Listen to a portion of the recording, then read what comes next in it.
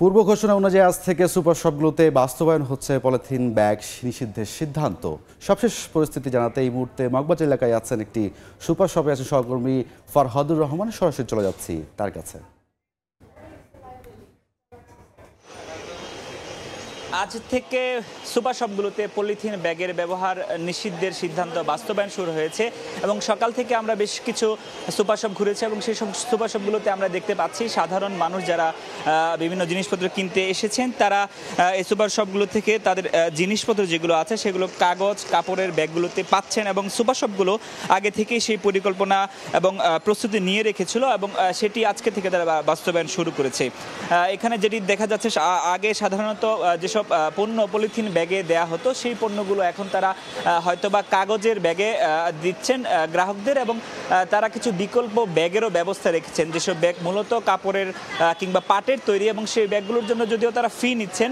নাগরিকদের সাথে আমরা কথা বলেছি, এখানকার ক্রেতাদের সঙ্গে কথা বলেছি, তারা বলছেন আগে যেই ব্যাগগুলোতে সুপার শপগুলো পণ্য সরবরাহ করতো সেগুলোর জন্য তারা তেমন কোনো ফি নিতেন না, তবে এখন কিন্তু সেই ফিগুলো তারা নিচ্ছেন। কিছুটা চাপ তাদের উপর পড়েছে, তবে সেই চাপটা পরিবেশের স্বার্থে বৃহত্তর সুবিধার স্বার্থে দেশের স্বার্থে তারা সেটি করতে রাজি আছেন এবং তারা যেটি বলছেন আসলে 2002 সালে এই সিদ্ধান্ত হলো, নানা সময় এই সিদ্ধান্ত বাস্তবায়নের জন্য বিভিন্ন সরকার পদক্ষেপ নিয়েছিলেন এবং সেগুলো বারে বারে আসলে ব্যর্থ হয়েছে। তবে এবার নতুন করে অন্তর্বর্তী সরকার যে উদ্যোগটা নিয়েছেন সেই উদ্যোগ বাস্তবায়ন হবে এবং সেটির সুফল সাধারণ নাগরিকরা পাবেন সেটিও তারা বলছেন। এখানকার সুপার শপ কর্তৃপক্ষ যারা আছেন তারা বলছেন যে তাদের কিছুটা কষ্ট হচ্ছেই, কেননা আগে তারা যে কম দামে পলিথিনের ব্যাগগুলো ব্যবহার করতে পারতেন এখন তাদেরকে তার বিপরীতে কাগজের ব্যাগ কিছুটা বেশি দামে কিনতে হচ্ছে এবং সেগুলো ফ্রি দেওয়া লাগছে।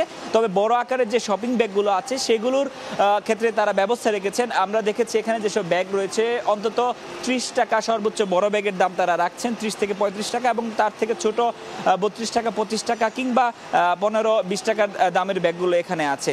আমরা সকাল থেকে দেখছি আসলে সাধারণ নাগরিকদের মাঝে একটা প্রত্যাশার জায়গা তৈরি হয়েছে যে পলিথিন আসলে পরিবেশের জন্য ক্ষতিকর, সেই পলিথিন ব্যবহার যদি এই সরকারি সিদ্ধান্তের পরে বাস্তবায়ন হয় সেটি তারা সাধুবাদ জানিয়েছেন। আজকে সকালে আমরা জানতে পেরেছি পরিবেশ উপদেষ্টা একটি প্রোগ্রামে তিনি বলেছেন যে এখন যেটি ইমপ্লিমেন্টেশন হচ্ছে সেটি ধীরে ধীরে অন্যান্য ক্ষেত্রে হবে, যেটি তারা আগেও ঘোষণা দিয়েছিলেন। 1 তারিখ থেকে সুপার শপে পলিথিন ব্যবহার নিষিদ্ধের সিদ্ধান্ত তারা জানিয়েছিলেন এবং নভেম্বরের 1 তারিখ থেকে কাঁচা বাজার এবং খুচরা বাজারগুলোতে পলিথিনের ব্যাগ নিষিদ্ধের সিদ্ধান্ত বাস্তবায়ন করা হবে তারা বলেছেন এবং পরবর্তীতে ধীরে ধীরে এইসব কাজ তারা করবেন। এবং তারা আরেকটি কথা জানিয়েছিলেন যে সুপার শপগুলোতে সাধারণত পুলিশি অভিযান হবে না, বরঞ্চ সচেতনতার জন্য শিক্ষার্থীরা আসতে পারেন, তারা মনিটরিং করবেন যে সুপার শপগুলোতে আসলে পলিথিনের ব্যবহার ঠিক পুরোপুরিভাবে বন্ধ করা হয়েছে কিনা সেটি তারা তদারকি করবেন। আমরা শিক্ষার্থীদের একটি তালিকাও পেয়েছি, বিভিন্ন সুপার শপগুলোতে আজকে শিক্ষার্থীদের যাওয়ার কথা রয়েছে, যদিও এই যে আউটলেটে এখন পর্যন্ত শিক্ষার্থীরা আসেনি, তবে